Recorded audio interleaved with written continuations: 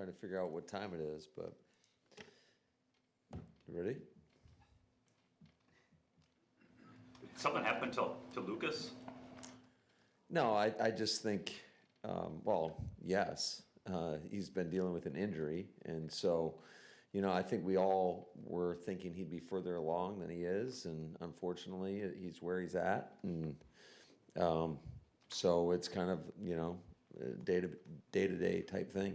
Okay, I guess I asked probably about it. I was wondering if he had a setback, 'cause he played about 6 snaps. And Yeah, I wouldn't say it's a setback. I just think it's just where he's at. And we thought he might be able to go, and he tried to go, and wasn't feeling it. So that's where he's at.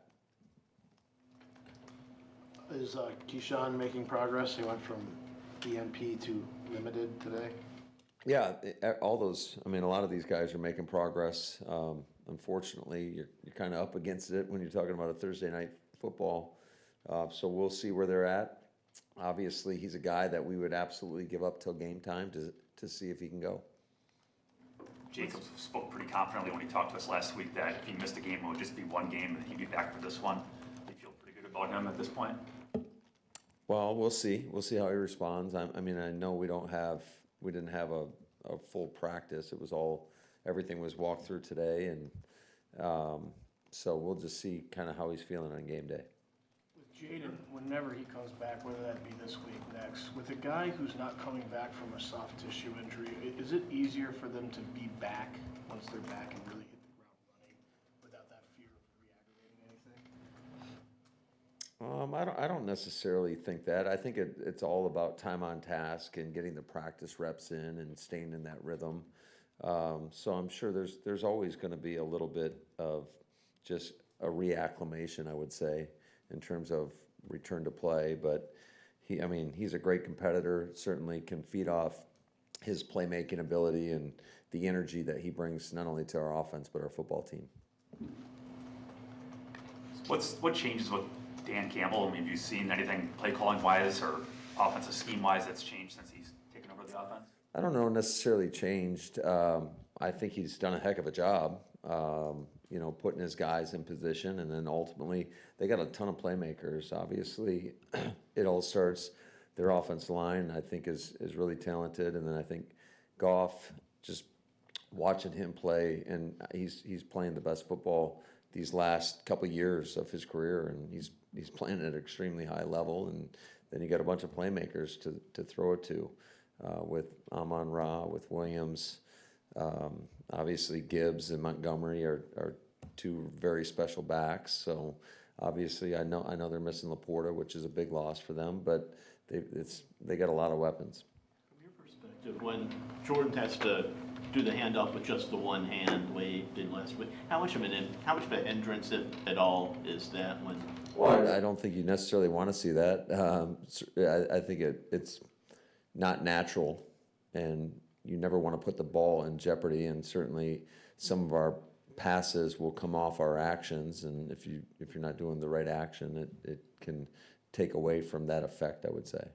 Is that something you talked about with them last week, that you might have to use that back? No, it just kind of happened. But it's not the first time I've seen it, and I think he's seen other guys that were here before do the same thing. So, but he's got to do what he's got to do to feel comfortable, and obviously we feel good with him in there. So it's whatever it takes. When you're going against an offense that might go for fourth down every time, but how does that affect you as a play caller? Are you any more or less aggressive? You just got to stay in your lane and manage the way that you would?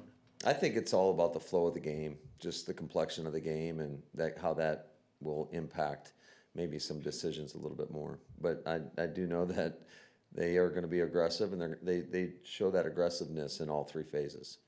What did you see from Belton watching the tape back, and are you inclined just to give it to him from the start on Thursday?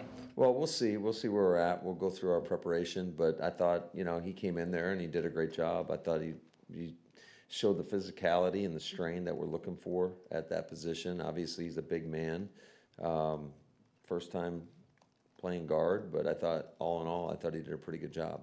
I know you said, at the beginning of the year, you just wanted him to focus on tackle. How long has he been working inside as well in practice? Well, as you know, we like to cross-train a lot of these guys. I do think it's a little bit more difficult when you're talking about younger players.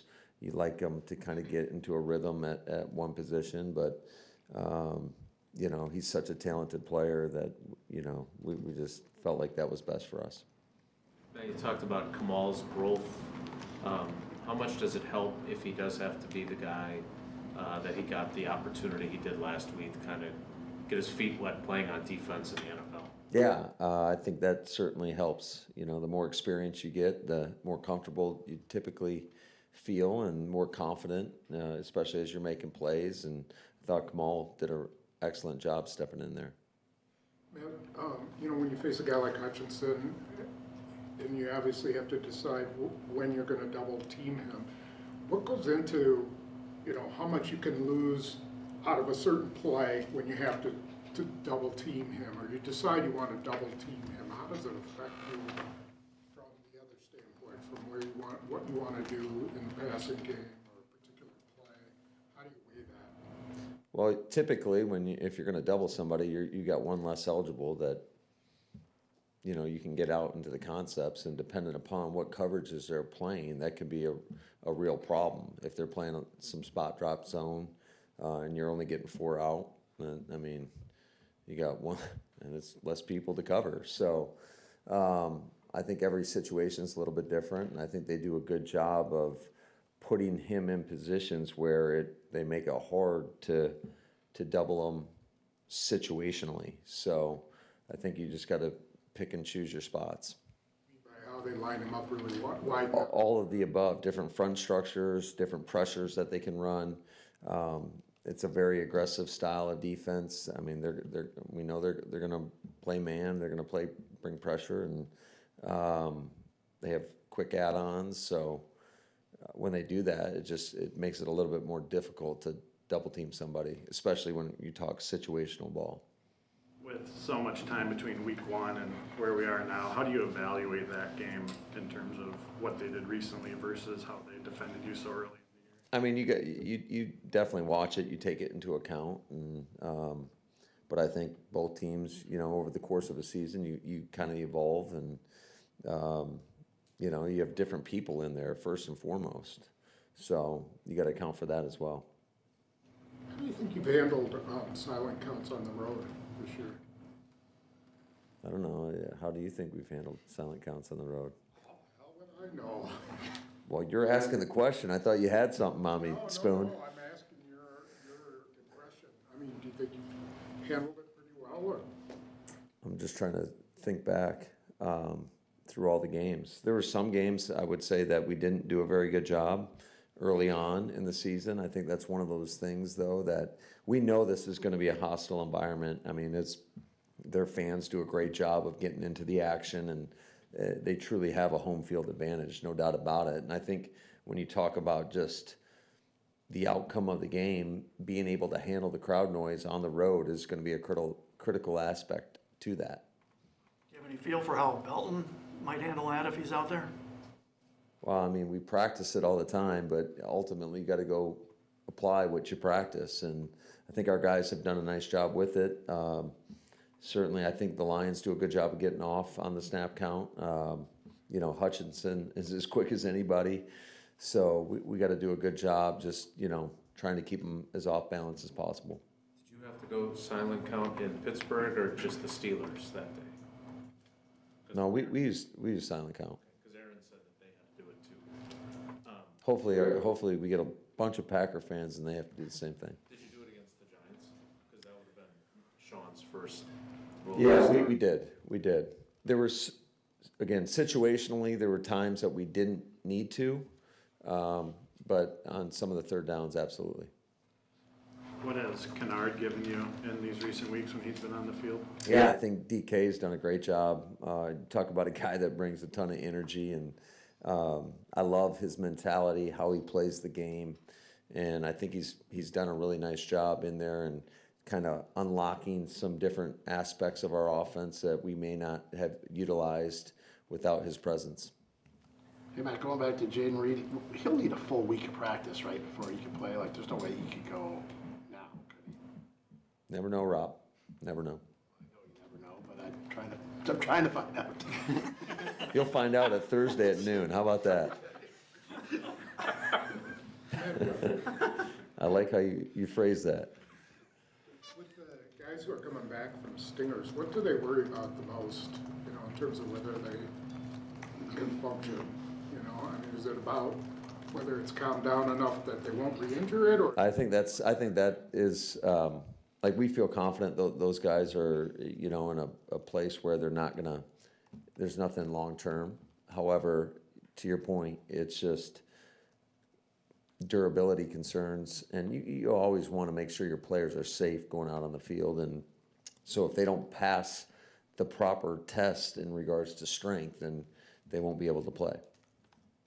I know it's helpful that it's a divisional opponent, but at this point, how much hay is already in the barn, and how much do you still have to really kind of cram this next 24, 36 hours? I think we cram all the way up until game time when you're talking about a Thursday night game. You're just trying to find whatever nugget you can. Maybe it gives you the winning edge, but they're doing the same thing. So I think probably more so from a coaching standpoint, just trying to get caught up. There's a lot of tape out there, and you want to make sure you just see everything. Like, are you having meetings on the flight there, or like watching videos? Not necessarily. I wouldn't say meetings, but I'm sure most of the guys will be working, and those that aren't working, I'm sure will be sleeping. Hey, Matt, I know Parsons got his 2 sacks in the third quarter on Sunday, but he's, you know, Hafley's calling him a closer. What is it like to have a guy like that on your team for those kind of moments? Oh, it was big time. And I thought, you know, just in regards to, I mean, I'm stating the obvious here, but it's nice to get up 2 scores, and it just changes the complexion of the game. And now you're putting a team in a little bit more pass heavy situations, and then you can watch the rush kind of go to work. And I think that's what we saw. Matt, I know the goal is to go 1-0 every week, but can you sense like a heightened level of intensity when it's a divisional game? Absolutely. I think anytime you're talking about a divisional game, there's a big emphasis with us. And I think our players believe it. I mean, I think we all believe it, how important these games are. And then you're talking about just, I mean, we're getting towards the end here, so to speak, and I think every game's a little bit more magnified. And I know every injury is different, but Baker Mayfield got knocked out with the same injury that Jordan has. Wentz had it earlier in the year. How impressed have you been just with his toughness to be able to play through this? Yeah, I think it speaks a lot to him, and just in regards to his mindset, his mentality, and how tough he is. I mean, that it takes a lot of physical and mental toughness to play the quarterback position, to be able to stand in there, especially when you are injured, knowing that you're probably going to get hit at some point. So I thought he exuded that. I thought there were some moments where I was kind of holding my breath at times, where he's getting hit and releasing the ball. And we got to do a better job just collectively as an offense of making sure there were a few miscommunications up front where we allowed free runners in the lap of the quarterback, and just had some mental mistakes. So we can't allow that to happen, especially on the road against, you know, a premier football team like the Detroit Lions. It's good. All right. Happy Thanksgiving, everybody. See ya.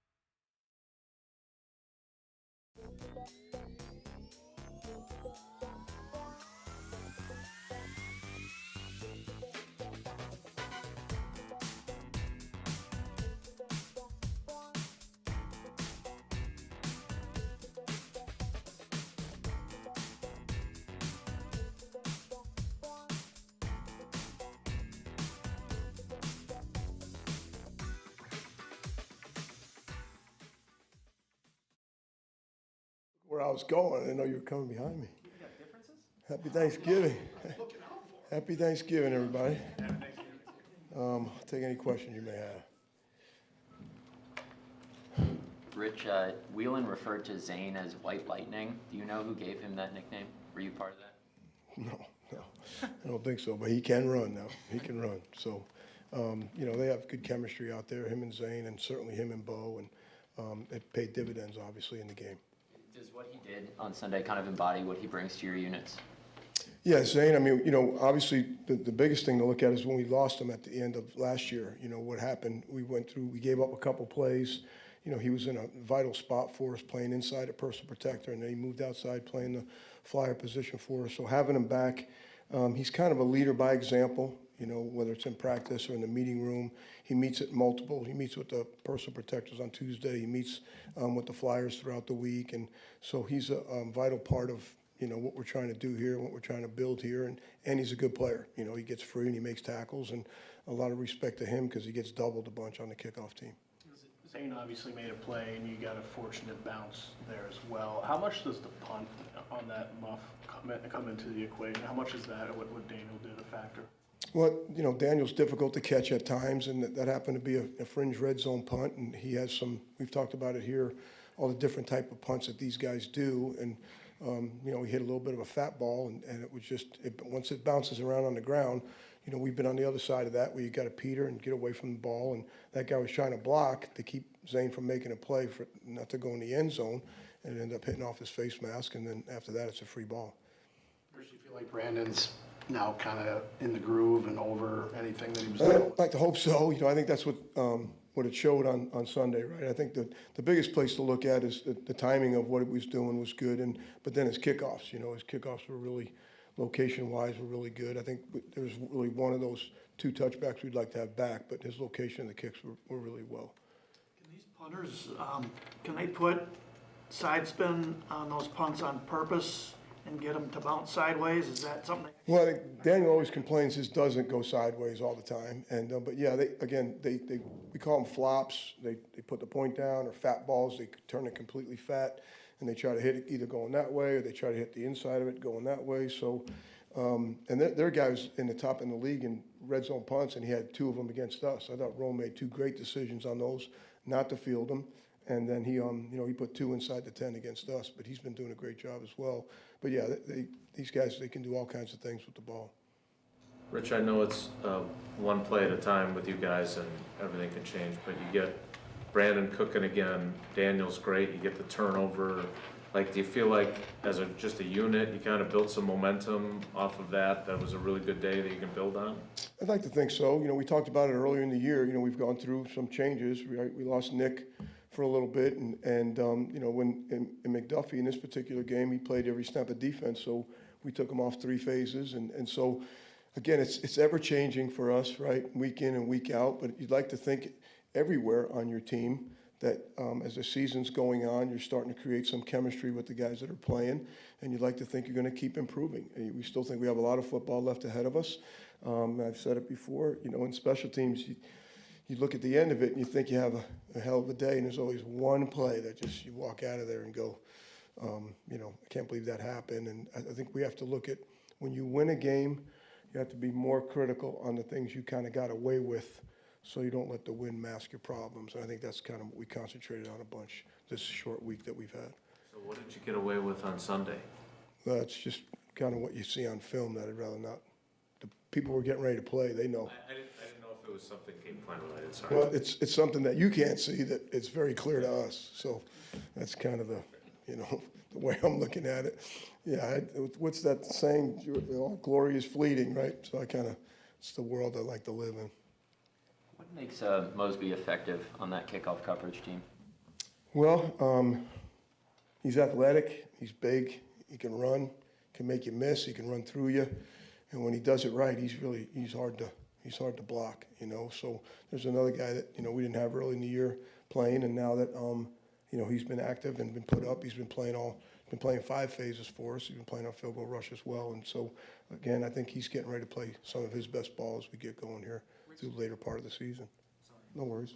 With Mosby, is that something that came natural to him, or did you see that kind of come on as far as his ability Well, I think he's been here a while, and, you know, last year I thought he played every snap and played all year and played well, but I think where he's making strides is his space play. I thought he made a heck of a tackle in space against a really good returner on the first punt, I think, that Daniel hit over in the left corner, and I just think, you know, it's time on task, right? I think the more time you have on certain tasks that you're doing in the kicking game, hopefully the better you can become. If not, that shows up as well too, because there's so much space in between you and the other player that if you're not very good at it, that can show up. So, but he's hopefully he's on the come still. With Detroit, what makes Raymond so good? Is it just his speed? Well, I think he's got great speed. He's an aggressive player. He wants to do it. He wants to get the ball in his hand. So he's been a little bit of an issue. He's had a big 65-yard touchdown this year, and once he sees a clearing, he hits it pretty fast. He doesn't really hesitate. So, you know, he makes good decisions back there as well. So, you know, we've been playing against him, and this is, I think, my 18th game against Dave Phipp as a special teams coordinator going against each other. He was in Philly the whole time I was in Dallas, and now he's been here the whole time I've been here. And so it's a lot of games going against one guy. We have a lot of tape against each other, and so we kind of know what each other do. Coming up with something new is kind of hard. You mentioned about it, Raymond hitting it up hard. There was one punt that Romeo had, and he ended up taking it outside. Is there reason to just take it up the short side and hope you get 7 or 8? Yeah, I think Rome, you know, he went left on that second one, which got us to the 40. He had a good return. I think he would have liked to have gone straight ahead on that, and you know, he's got a chance to see it on tape now, and we'll see what the decision is this week. But those guys get back there, and you got to, you know, it's a little bit different sitting in the stands or watching it on tape. And but I think he'd like to have it back. You have to ask him. But I think he would like to have gone north and south right now and see what happens. Does the short side sometimes look like, you know, to a returner, like, oh, I'm not going to get much there? Again, I think you have to ask them, but it's really more of a just go now, you know, that particular point. And he felt like he got something outside, but, you know, usually going to use his judgment. But I think he saw it on tape. I think he'd like to fix that one. Rich, you get to see a lot of the punters across the league when you're watching tape. Is Daniel, I know there's a lot of good ones, but is Daniel kind of closing the gap? Do you see him starting to become one of the top guys in the league at this point? Yeah, I think he's certainly an ascending player, right? We talked about that earlier in the year, and you know, now that he's a Packer for a while, and I think he's catching up to the elite players in the league. And the one thing I think that's been interesting for us having him is he plays really well in like December and, you know, later in the year, and he's played in some unbelievable wind conditions here in Lambeau. And what we played a week ago, what he did at Giant Stadium with the wind that was there last week. So he's certainly an ascending player. He works extremely hard at it. And I think he trusts the guys on the outside and trusts the protection. So I'd like to think he's going to get in the elite status, you know, here pretty soon. Great. All right, guys. Everybody have a happy Thanksgiving.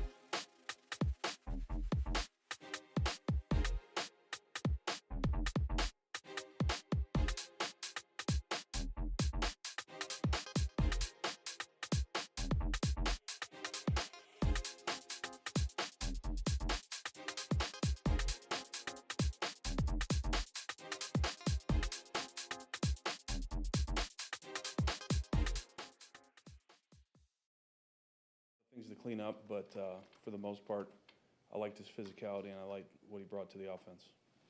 How do you think he's taken to that guard spot? Obviously, being a tackle, making that transition. Yeah, I think he's doing well for the most part.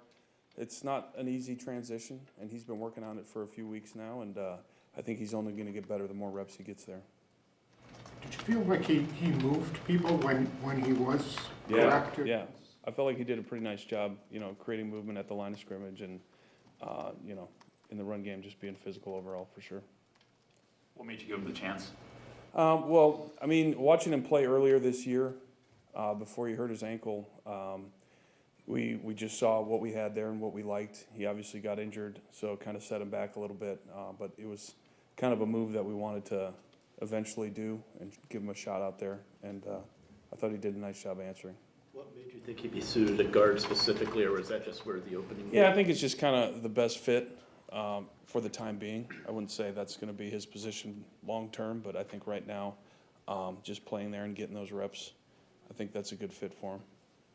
Steno, did he show you, position aside, did he show you guys something kind of mentally when things kind of went haywire in that Indianapolis preseason game with the penalties, but then you guys threw him out there for the second half and said, go play? Yeah, certainly. And I think any young guy that can kind of go through that adversity and you can see how they respond and how they react, and they come out of it and they do a good job, that's very positive for them, and that's encouraging as a coach to say, all right, this guy can go through some stuff and still have that self-confidence to go out there and play. So, yeah, that was impressive. Did anything Emmanuel did Sunday even surprise you? I wouldn't say surprise. I was just really happy with, the whole week he had in his mind that he was going to have to be counted on and be the guy, and I thought he went out there and responded and did a really nice job. That rep on the goal line where he had to run over Cashman, that was impressive. He's a good linebacker, and he just stepped up in there and ran him over and scored a touchdown. So, I just really liked how he responded. I wouldn't say I was surprised by it, but I was just really encouraged by it. What kind of luxury is that, to have a backup that can handle not just a week, 28 carries and put the game in his hands? Yeah, it's great. Anytime you want to have a team that goes into the playoffs and makes a run, you have to have depth.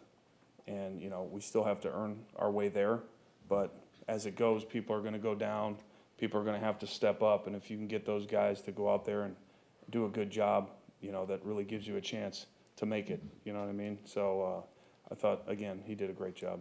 How far away is he from being able to be the back of choice on third downs? I think, with him, he's shown some really nice things in the past game where he can go out and catch the ball and make some plays. So I wouldn't say he's a guy that you wouldn't want in there. I like what Chris brings to the table as well, protection-wise. I think he does a really nice job. For example, in the Giants game, he stepped up, blocked the linebacker for a couple of seconds, and we hit a big play to Savion down the field. So I think Brooks also adds a lot in that area too. So we kind of rotate those guys. But, I wouldn't say he's not a guy you want in on third down. I just think Brooks does a really nice job there as well. Steno, I know Flores does a lot of stuff, and it's not all on Sean, but I'm assuming you don't have any protection schemes where you plan on Eric Wilson coming straight. Yeah, there's no doubt. There was a few mishaps that we obviously had to get cleaned up on the sidelines. And that stuff, obviously you never want that to happen, but I think Sean responded well as the game went and really got into a groove, and it's a nice thing. If you can get the run game going, then you don't have to rely on that as much. So I don't know how loud it was. MetLife Stadium, but obviously you know what Detroit can be like. So how much have you seen now from these first couple of games with Sean at center, and how much more do you see coming for him as we move forward? Yeah, I mean, I think this is obviously going to be a big test for everybody. It's a great Ford Field, is an excellent environment, really tough road. Go in there to get a win. It's really tough on the road. So I think it's going to be a good test for Sean. I think he can do it. He'll be fine. But yeah, it's just going to be one of those games where there's going to be ups and downs, and we just got to fight through it and stay level-headed and keep playing hard. So is it challenging or difficult at all when you go from, you had a run heavy game plan one week, and let's say you wanted to open it up the next week, is that to play different ways in different weeks? Is that? No. It's not. I think the way our offense is built, we're pretty versatile, you know. So that's what's nice about what we can do is, you know, if it's a game where we have to run the ball, we can do that. And obviously we can air it out as well. So that's the nice thing. Obviously with Jordan and all our wide receivers and everything like that, we have that ability. Adam, is using Kennard more as a sixth man any related to the not having 85 out there anymore? Yeah, it is. And I think he's doing a great job. And yeah, I think it's just one of those things that to help in the blocking surface and things like that, whether it's in the pass game or in the run game. He brings a lot to the table. The Lions play a lot of man, don't they? Yes, a lot. Have you seen like a study diet of that at all since we saw them earlier? Yeah, I mean they are who they are. They're going to challenge you every step of the way. You know, they bring pressure. They play man. They get their hands on you, and they do a really nice job. They're aggressive. So that's one thing we just got to be ready for and be ready to handle that. That's the big challenge about playing those guys, and it's going to be tough on the road too with all the communication and things they do. Yeah, it's going to be a good test for us. How have you handled man, you think, when you've seen it this year? Some good, some bad. I think you can always be better, you know, when you're thinking about things. But I believe in our guys, and I think we got guys that can get open versus man coverage. So I'm excited to see what happens this Thanksgiving. What do you envision for Jordan Morgan the rest of the year? He's going to keep competing. Yeah, I think it's one of those things that, again, just like any young player, going through your ups and downs, just trying to find, you know, your best spot. But he's going to keep competing. We're going to keep working him in there. And he's going to be a good player for us. So, you know, after the Pittsburgh game, Matt made the comment when he was asked if he could, I think it was Pete, about getting build your offense, your passing game around a tight end. And he said we'd be crazy not to. And then you lose him the next week. How do you kind of feel about how you have maybe figured things out in the last couple of weeks? If you get Reed back, you've got Watson back, do you think you're in a position where maybe you can really get humming again? I hope so, and I think we're kind of trending in that way. But again, the NFL is a week-by-week deal. You know, who knows what's going to happen after this game? So it's just one of those things where, again, you can build your depth and just trust those guys, like Emmanuel coming in there and playing, or any of the linemen, or any of these backup wide receivers or backup tight ends, and whatever role they're going to play. That's just one of those things you have to have. And then every week you're like, all right, we got this piece, that piece, and then you can hopefully keep trending in the right direction. But yeah, getting Jay Reed back at some point would be awesome. He definitely brings such a great explosive element and great leadership out there. So that'll be fun to get him back soon. Has he played enough that he can just go out there? I mean, obviously you're not practicing this week. Yeah, as long as he feels good and confident, I'm sure he can go out there in some capacity and help us for sure. Stenavich, what did you think of what Jordan was able to do after the injury in New York, and then what he was able to do on Sunday? I mean, that's Baker Mayfield left his game and didn't come back on Sunday. I mean, he's a tough kid, and Jordan's obviously had a good mentor with Aaron, just seeing, like, this is the expectation of a quarterback. You're going to go out there, you're going to lead your guys, and as long as you can go out there and play, you're going to go out there and do that. And he did a great job. Obviously, it wasn't perfect, but he did a great job out there leading, playing hard, and doing what we had to do to win. You guys were able to run the ball very effectively and take the air out of the ball. If you're in a game like Rob was mentioning, where maybe you do have to open it up, is it hard to try and design a game plan that reduces the risk? I know you can't eliminate it, but reduces the kind of danger you put them in? Yeah, definitely, especially when you're going against a defense like Detroit's, where they do a really nice job with their D-line and linebackers creating pressure. So, yeah, no, it's just one of those games we're gonna have to be on point. We're gonna have to do our thing and just go out there and execute. All good? Cool. Thanks guys, too.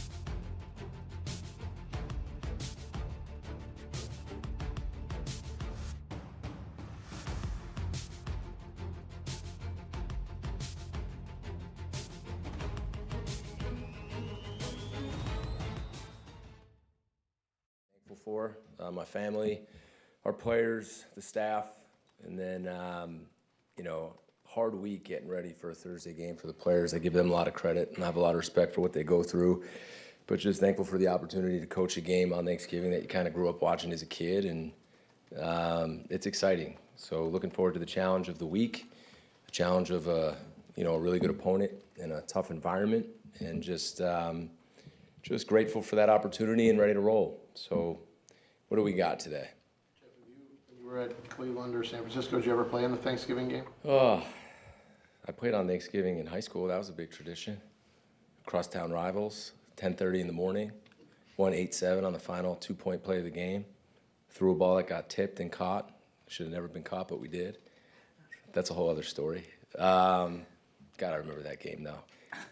We played Thanksgiving last year, Thursday night, Miami.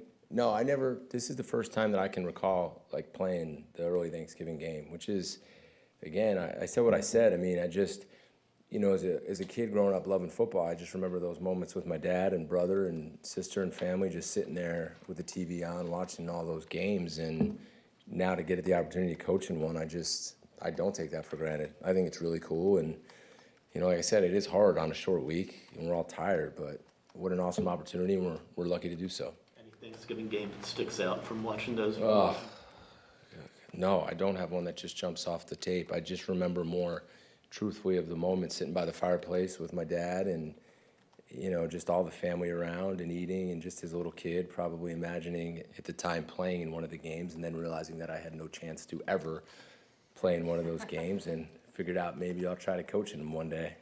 But just cool times and cool memories that are more about family to me, and being around them than anything else, and watching something together that we loved, which was football. With the short week, we were talking to Micah earlier, and he said, I feel ready right now, to be honest. I'm not sure if that was hyperbole or not, but have you ever been around anybody with the guy it's like he's never runs out of energy. He's just goes all the time. I'm glad he's ready right now, because we're going to need him to be ready, especially after how physical he played in that game. He is. He's got so much energy. It's just, whether he's in the meeting room, whether he's on the practice field, game day, he's a guy that bounces around and kind of lights up the room and just never seems to be stopped. So we'll see what he can do on Thursday.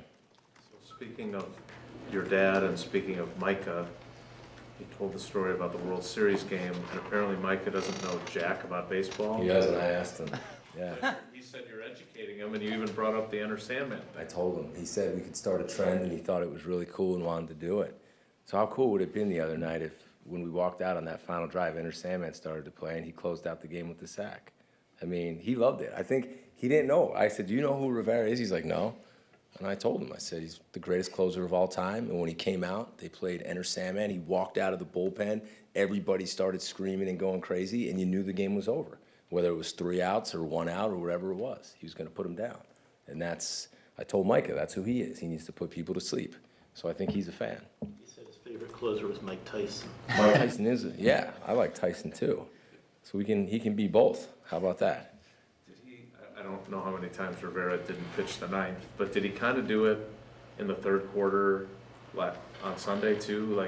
The 2 sacks that he has are pretty big, obviously. Yeah, when we got him backed up and he started going, even the one he didn't have, where he just ran the center over, it kind of sent a message, and the energy level with that group and the way they were playing after that, yeah, it almost felt like whatever was going to be called, they were going to get through. And that was him closing it out that early. So he was kind of like the setup man and the closer. So now, speaking in baseball, he did both. He went 7, 8, and 9 and got all 9 outs. But it was really cool to see that D-line play. You know, early in the game, it was kind of unlike Kevin, run. I was like, all right, he's not going to run it again. All right, he's not going to run it again, because that's never, I think it's the most he's ever run the ball in the first half in his whole career. And he kept sticking with it, and then we had that 3rd down stop and the 4th down stop, and then we went up. And then once we went up, and they had to start throwing coming out in the second half, and it was just negative play after negative play. And it wasn't just the pass plays. There was one, it was on a P and 10, the first and 10 of the possession, where he kind of went up and under, and he didn't make the tackle, but he did, and it 2nd and 11, and then it was 3rd and 15, and then, so those negative plays in the run game, they were going. I mean, and it wasn't just him, it was all of them, and I just think that the energy was early on. So it was really cool to see, and I was proud of those guys. Hey, Jeff, we were talking to Matt after the game on Sunday, and he mentioned with Kamal that he's made as much progress as anybody that he's really had here. Just what have you seen from him, you know, like over the past year since he's gotten here to put himself in a position, you know, play the way he did on Sunday? Yeah, practice habits. And I think DA has done a really, really good job of developing them. And that's our job. You know, you get a younger player with talent. He's got height, he's got length, he can cover, he's strong, he's physical. You saw in the first play he was in, he crack replaced, and he went right in and he knocked the back pretty good. And he's learning how to be a pro. And, you know, I would say within the last month or so, he's really taken a lot of ownership in that, whether it's been in the classroom, whether it's been how he's practiced on the field. And it got to the point where I think it was a week or two ago where I said to DA, I was like, we're going to have to put this guy in eventually because he deserves to play. The way he's competing out there against our offense every single day. And I think that's a good lesson for all young players and coaches, right? It might not look perfect initially, and as a player, you have to push through and you have to work really hard and you have to take the coaching and you have to go out there every day and practice and be consistent over and over and again. And then for a coach, it's, all right, maybe it's not a ready-made product, but your job is to get him ready to play and develop him and work with him and spend extra time with him. So when the time comes like it did, he was ready to play in a big moment against some of the best receivers in the NFL. So I give credit to DA, I give credit to Kamal with the way he's approached it, and I'm hoping he can continue to take steps, because if he does, he's going to be a really good player in this league. And it is a cool story, and I'm really proud of him. How do you think those linebackers handled all the responsibility they had without Quay? Yeah, I mean, we certainly miss Quay. I mean, I think he's been such a big part of what we've done, and it just, you know, for Coop kind of stepping up and having a really good game, but then Duff taking the green dot over and the communication, you know, that's not easy during a game. There's a lot of things that I say to him, and he has to get to the defense, and there's a lot of talk in between series, and he hadn't done that too much. I thought he did a really good job. I mean, he got us lined up. He got us into the right calls. He moved the line. His communication was outstanding. And then he was the same Duff, right? He was physical in the run game. He played good in the pass game. There was one ball-out break where he just came out and, you know, sent the guy back like 3 or 4 yards. And then he had the interception in a huge moment of the game or was it a sack fumble? We're still trying to figure that one out. RG said it was a fumble. Duff said it was an interception. So I don't know what it was, but like really, really proud of him. And again, it's just another cool deal, right? It's a guy who's developed over time and worked at it, and he has to go play Mike linebacker, and he does. You know, he's captain of our team for a reason. How do you determine things that you can't do with Jahmyr Gibbs? Like as a player that you absolutely cannot do, and I'll get you in trouble. You can't be out of your gap. You can't run up the field. If you're supposed to be a 3 technique and have the B gap, you better be a 3 technique and have the B gap. If you're on the backside and you can't run up the field, you got to squeeze back and make sure there's no, you know, huge holes in our rush lanes, because if he cuts the ball back in the A gap and you're not there, there's a chance he can score because he's that fast. So you have to be extremely sound and extremely disciplined. This can't be a game where a linebacker is just going to say, I'm going to go underneath a block and take a shot, because if you don't make the play, he might score, right? There's times when I'm okay with people doing that, you know, and you don't want to, you know, overcoach some things, but this is a game where you have to be really fundamentally sound against him, and you better be where you're supposed to be, and you better run to the ball, because this guy, as you saw last week in overtime and in earlier periods of that game, this guy can go 80 like that. You know, I think he's become one of the, if not the premier back in the league right now, because the other thing he does a really good job with, he can catch the ball out of the backfield. And they're lining him up at receiver and running choice routes with him and trying to get matchups on linebackers with him. So I think he's really good, and it will be a challenge, and it's one that we'll be ready for. Jeff, Sunday against Minnesota, with all the attention Micah gets, I saw him a couple times creep up right behind the nose tackle. And it looked like both the guards were now worried. Is he going to come my way? Does he do that when he makes a move like that? Yeah, you would be worried too if he was lined up over you, right? So I think what it does is I think it creates a lot of indecision, right? When the line's going to get set and Mike is over here, are we going to turn that way? Who are we going to point the mic? Which direction are we going to go? Now he's over here and he moves over to this side. Are we going to go this way? And then he's back over. So I think it creates some indecision. And one of the best players in the world is standing right over you, and you have to get ready to block him, but you're not quite sure where he is, and there's any hesitation or any doubts, it might look like it did when he ran the guy over. So I think it's hard for people. The other thing I think you got to give him credit for is it's not just when you watch it, it might look a little bit like he's kind of just freelancing, but it's not. It's all very calculated on what he's doing because he's very, very intelligent, and he has a plan, and he communicates the plan.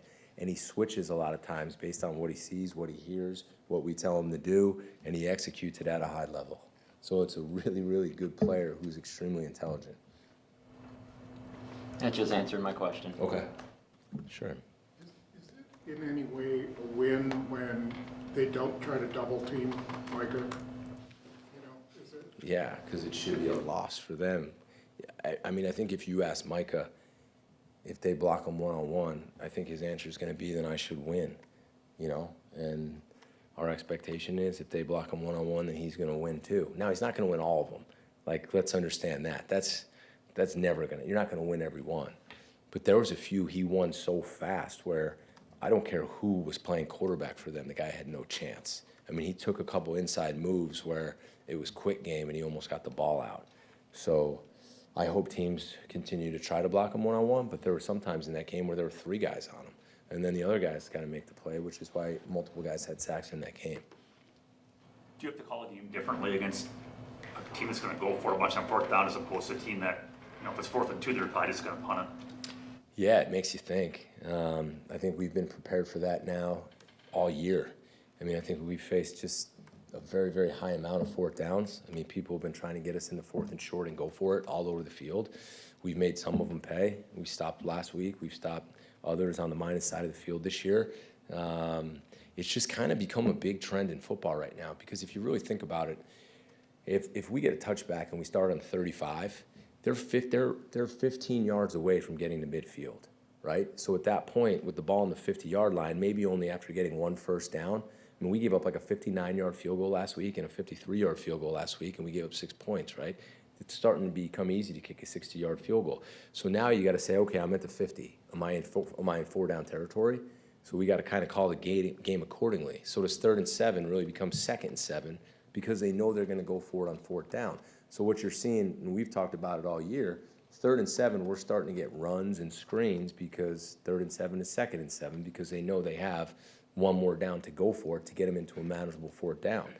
So yeah, for sure. I mean, you got to 3rd and 7 might not be a pass down, right? It might be we have to play normal football and everybody wants to see us blitz on that down, but there's a good chance we also have to defend the run. So for sure it does. But I think that's kind of the trend right now. Just in general around the NFL, a lot of it's the starting field position. One explosive play and you're in field goal territory, you know? So that's a challenge. And, you know, Coach Campbell's done that throughout his time, and I'm sure he'll continue to do that. Last time we played him, I think or 2 times ago, I mean, it was the most 4th downs I've ever seen. In your experience coaching guys like Revis and Sherman, is that all skill with those guys, or do you need to have a certain mindset to reach that level? And does Micah have that in terms of how he's wired, maybe a little bit differently? Yeah, mindset's huge. It's how you prepare, it's how you practice, it's how you study, it's your knowledge. I just don't think it ever just comes down to talent at all. Like those guys that you mentioned, I mean, you know, just thinking back to Sherman, how hard he practiced and how hard he studied. And I mean, it was never okay for a ball to be caught on him. And Revis was the same way, whether it was a walkthrough, whether it was a practice, whether it was a real rep. I mean, it just was never okay if they got a ball caught on them, and that was their mindset. So if we were to walk through and coach said, all right, this is shadow period, let the offense catch the ball, they weren't going to let the offense catch the ball. Like, they just weren't wired that way. And they were going to compete on everything and try to break it up and try to take the ball away because it's who they were, right? So you combine that with talent, and you have 2 Hall of Famers. You know, it's that competitive excellence that those guys have, that Micah has, you know, that make them special, but definitely not just talent. Jeff, is you want your guys to get the quarterback off the spot, no matter who it is. But when it comes to Goff, who can really cook you when he's throwing in rhythm, does that become even more important in a game like this, or is it no different? Yeah, no, I mean, if Goff has time in the pocket, this is a guy that can throw with timing and rhythm as good as there is, and he sees it fast. He sees every coverage fast. If you're just going to sit back and play, he's going to get rid of the ball. It's going to be on the spot. It's going to be on time, and if not, he's going to get to his check down immediately, and now you have really fast guys who are in catch and run mode. He's not going to hold the ball. I mean, it's just not what he does, and he's not going to take a lot of sacks. But for sure, you want to get him off the spot as much as you can, just like any other quarterback who's going to sit in the pocket and play with that timing and rhythm. You want to create different ways to get him off the spot, whether it's with 4 or 5, 6. And then there's things we have to do in the secondary to try to, you know, create a little bit of chaos for him to just slow him down for a click, which is what I think our DBs are doing a really good job of, and they probably don't get enough credit even for last week because the focus was just on the D-line. But some of the disguises and the way guys were popping out, I mean, it was awesome to watch last week, and that's a team effort. And it's going to take the same thing to go against Goff this week. He's a good player. Thanks, man. You guys good? All right. Thanks, Jeff. See you guys.